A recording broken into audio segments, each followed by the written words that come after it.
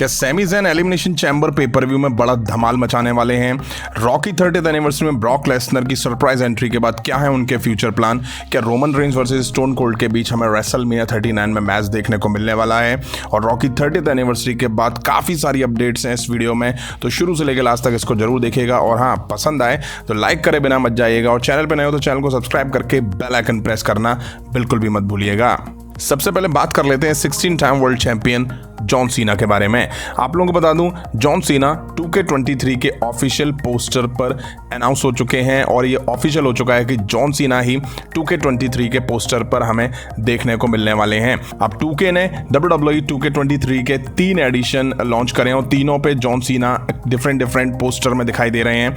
आपको बता दूं, पहला एडिशन है स्टैंडर्ड एडिशन, उसमें आप देख सकते हैं John Cena you can't see मी वाले पोज में दिखाई दे रहे हैं। वहीं दूसरा है डीलक्स एडिशन, उसमें John Cena as a US champion के तौर पर दिखाई दे रहे हैं। और तीसरा है आइकन एडिशन, जिसमें जॉन सीना WWE चैंपियन के तौर पर दिखाई दे रहे हैं। तो कुल मिला के जो रूमर्स चल रहे थे कि कौन पोस्टर पे होगा कौन पोस्टर पे होगा, तो John Cena finally as a official हो चुके हैं इस पोस्टर के लिए। अब बात कर लेते हैं रॉकी व्यूअरशिप के बारे में। रिसेंट में हुए रॉकी एपिसोड में WWE Rocky 30th anniversary celebrate करती हुई नजर आई थी, जहाँ पे काफ़ी सारे लेजेंड्स हमें देखने को मिले थे। कुछ रिंग में देखने को मिले थे, वहीं कुछ बैक स्टेज पत्ते वगैरह खेलते हुए नजर आए थे। अब रिसेंट में हुए रॉकी व्यूअरशिप 2.34 मिलियन रही, जो कि काफ़ी ह्यूज व्यूअरशिप आई है रॉकी एपिसोड की। वरना रॉकी व्यूअरशिप तो 1.5 मिलियन 1.7 मिलियन पे ही स्ट्रगल करती हुई दिखाई देती है। अब इस एपिसोड की शुरुआत में ब्लड लाइन का हमें सेगमेंट देखने को मिला था, जहाँ पे हमें ट्राइबल कोड देखने को मिली थी, जहाँ पे सैमी ज़ैन को खुद को डिफेंड करना था। वहाँ पे काफ़ी सारी इंटरेस्टिंग चीज़ हमें देखने को मिली। वहीं आगे चल के हमें शार्लेट फ्लेयर, जो कि स्मैकडाउन की वुमेन्स चैंपियन है, वो देखने को मिली थी। वहीं बेकी लिंच वर्सेस बैले के बीच हमें स्टील कैच मैच देखने को मिलने वाला था, लेकिन वो नहीं हो पाया क्योंकि डैमेज कंट्रोल की वुमेन्स ने बेकी लिंच पर बुरी तरह से अटैक कर दिया था। वहीं अंडरटेकर और ब्रे वाइट का कन्फ्रंटेशन देखने को मिला था। एले नाइट को भी अंडरटेकर ने कन्फ्रंट करा था। वहीं मेन इवेंट में हमें बॉबी लैशले वर्सेस ऑस्टिन थ्योरी के बीच यूनाइटेड स्टेट्स टाइटल को लेकर मैच दिखा था, जहां पे ब्रॉक लेसनर का सरप्राइज रिटर्न देखने को मिला था, जो कि फैंस काफी शॉक्ड हुए थे, और शायद इसी वजह से रॉकी ऐसे एपिसोड की व्यूअरशिप इतनी हाई गई है। अब बात कर लेते हैं अंडरटेकर और ब्रे वाइट के बारे में।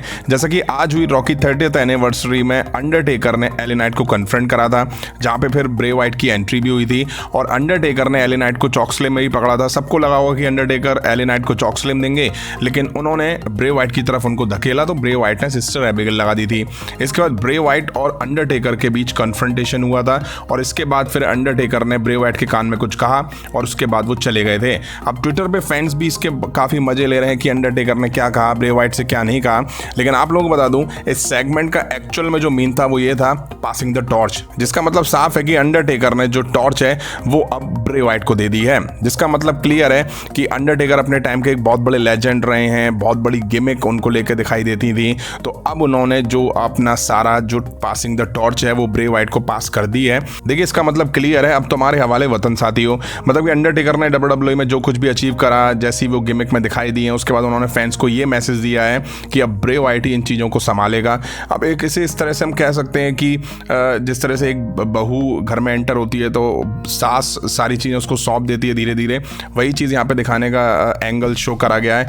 वहीं जैसे कि एक फादर एक बिजनेस को अपने बेटे को सौंपता है, उसी तरह से चीज़ें यहाँ पे दिखाने की कोशिश करी गई है।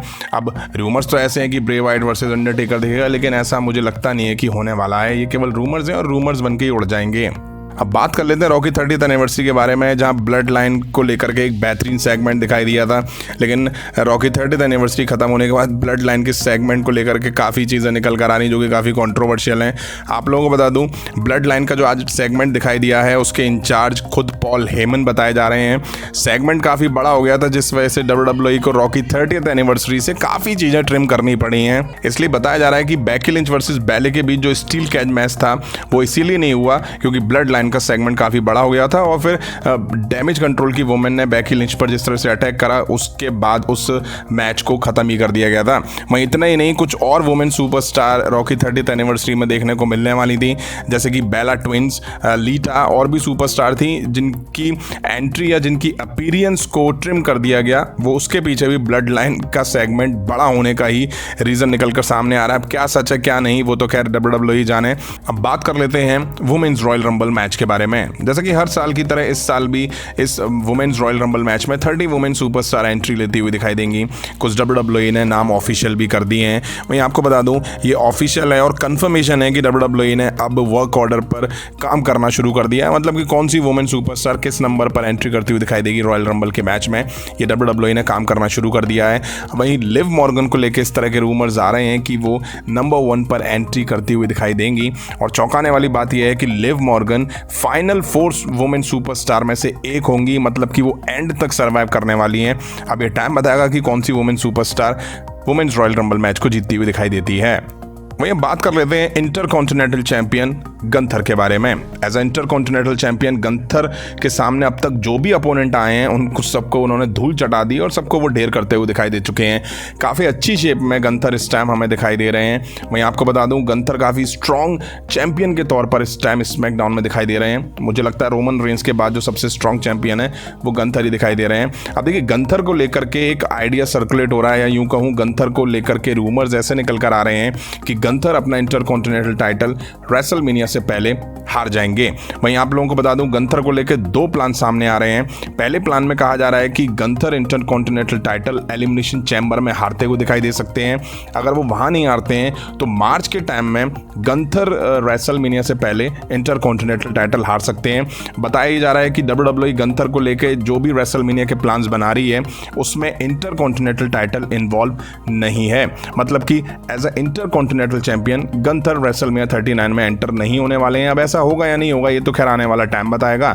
देखते हैं रेसलमेनिया 39 से पहले कौन नया इंटरकॉन्टिनेंटल चैंपियन बनता हुआ दिखाई देता है। अब बात कर लेते हैं बीस्ट ब्रॉक लेसनर के बारे में। नवंबर 2022 में हुए क्राउन जूल इवेंट के बाद फाइनली ब्रॉक लेसनर ने रॉकी 30th एनिवर्सरी के मेन इवेंट में ऑस्टिन थ्योरी वर्सेस बॉबी लैशले के बीच जब मैच चल रहा था तब एंट्री करी। बॉबी लैशले को F5 दी और ऑस्टिन थ्योरी को भी F5 दी। अब सवाल ये आता है कि ब्रॉक लेसनर का फ्यूचर क्या है आने वाले टाइम के लिए। तो आप लोगों को बता दूं ब्रॉक लेसनर वर्सेस बॉबी लैशले के बीच देखिए मैच अब तो पॉसिबल नहीं है, लेकिन हाँ इस तरह के रूमर्स हैं कि Brock Lesnar 30 men's royal rumble में एंट्री करते हुए दिखाई देंगे। बॉबी लैशले पहले ही अनाउंस हो चुके हैं 30 मैन्स रॉयल रंबल के लिए, तो ब्रॉक लेसनर भी हमें 30 मैन्स रॉयल रंबल मैच में ही दिखाई देंगे। मैच में एक ऐसा मोमेंट आएगा जब ब्रॉक लेसनर और बॉबी लैशले आमने सामने होंगे, और ये मैं पहले भी इस तरह के रूमर्स रिपोर्ट कर चुका हूँ। या तो ब्रॉक लेसनर बॉबी को आउट कर देंगे या बॉबी लैशले ब्रॉक लेसनर को आउट कर देंगे, और यहीं से इनकी फ्यूड तेजी पकड़ेगी और फिर हमें एलिमिनेशन चैम्बर में ब्रॉक लेसनर वर्सेस बॉबी लैशले के बीच मैच हमें देखने को मिल सकता है। अब बात कर लेते हैं रोमन रेंस के रेसलमेनिया 39 के प्लान के बारे में। आप लोगों को बता दूं इस तरह के रूमर्स इस टाइम पिच हुए हैं कि Roman Reigns versus stone cold के बीच हमें रेसलमेनिया 39 में मैच देखने को मिल सकता है। बताया जा रहा है कि WWE ने स्टोन कोल्ड स्टीव ऑस्टिन को रेसलमेनिया 39 के लिए मैच ऑफर करा है। जैसा कि लास्ट ईयर रेसलमेनिया 39 में stone cold versus Kevin Owens का मैच काफी सक्सेस रहा था, तो WWE यहाँ पे स्टोन कोल्ड को रोमन रेंस के खिलाफ मैच ऑफर कर रही है, वो भी रेसलमेनिया 39 में। अब इस रूमर्स को कुछ रिपोर्टिंग वेबसाइट ने मतलब फेक बताया, मतलब बताया कि इस तरह के कोई प्लान ही नहीं है, लेकिन हाँ डेव मेल्जर ने stone cold versus Brock Lesnar के बीच एक मैच पिच करा है रेसलमेनिया 39 के लिए। अब देखिए अगर मैं अपनी बात करूं तो Roman Reigns versus stone cold के बीच मैच उतना हाइप नहीं पकड़ेगा जितना कि Brock Lesnar versus stone cold के बीच अगर रेसलमेनिया 39 में WWE मैच प्लान करती है तो वो काफ़ी हाइप अप मैच होगा, क्योंकि दोनों के बीच पुरानी हिस्ट्री रह चुकी है और दोनों ही एक ज़बरदस्त सुपरस्टार हैं। अब देखना ये इंटरेस्टिंग होगा कि स्टोन कोल्ड इस साल रेसलमेनिया 39 में दिखाई देते भी हैं, और दिखाई देते हैं तो क्या वो रोमन रेंस के साथ दिखाई देंगे या ब्रॉक लेसनर के अगेंस्ट दिखाई देंगे। अब बात कर लेते हैं सैमी ज़ेन के बारे में। रोड टू रेसलमेनिया 39 के बीच एक बैरियर है, वो भी एलिमिनेशन चैम्बर का है। आप लोगों को बता दूं एलिमिनेशन चैम्बर इस बार मॉन्ट्रियल कनाडा में होने वाला है, जो कि 18 फरवरी 2023 को होगा। और आप लोगों को बता दूं सैमी ज़ेन का होम टाउन ये होने वाला है, तो सैमी ज़ेन एलिमिनेशन चैम्बर के लिए काफ़ी बड़े सुपरस्टार के तौर पर प्रोजेक्ट करे जा रहे हैं।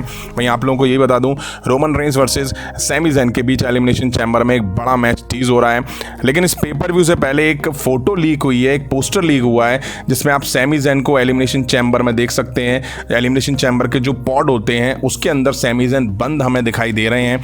वहीं आप लोग बता दूं सैमी ज़ेन का ये पोस्टर WWE के ऑफिशियल प्लान में बताया जा रहा है, और ये बताया जा रहा है कि ये एक चेयर डिज़ाइन है एलिमिनेशन चैम्बर के पोस्टर की। अब देखिए ये फेक है या रियल है इसका भी नहीं कहा जा सकता है, लेकिन हाँ इतना है कि ऑनरी यूज यानी कि Sami Zayn highly anticipated pitch करे जा रहे हैं रोमन रेंस के अगेंस्ट, वो भी एलिमिनेशन चैम्बर में। अब देखना इंटरेस्टिंग ये होगा कि अगर Roman Reigns versus Sami Zayn के बीच हमें मैच देखने को मिलने वाला है तो Sami Zayn inside elimination chamber के पॉड में कर क्या रहे हैं।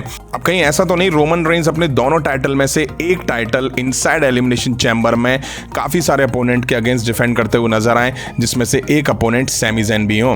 तो फ्रेंड ये थी WWE से जुड़ी कुछ इंटरेस्टिंग अपडेट्स। उम्मीद है आप सभी को पसंद आई होंगी, तो लाइक करें, शेयर करें। मिलता हूं जल्दी नेक्स्ट वीडियो में। Thank you.